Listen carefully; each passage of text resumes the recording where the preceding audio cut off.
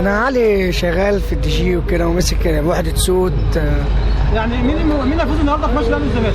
ان شاء الله متوقع الاهلي، عشان الاهلي مهما برضك الزمالك عنده لعيبه وكده وفنيا احسن من الاهلي الفتره دي الصراحه يعني، بس الاهلي برضك بمن حضر يعني، مهما وهو وحش بيفوز مهما حصل. مين اللي متوقع يحط الهدف النهارده؟ انا متوقع وسام ابو علي لو بدأ ممكن يحرز جون، ومتوقع قفشه الصراحه. ولو لا قدر الله الزمالك جاب جول، مين اللي ممكن يحطه؟ ممكن زيزو. لازم تقول نصيحه لاتحاد الكره المصري.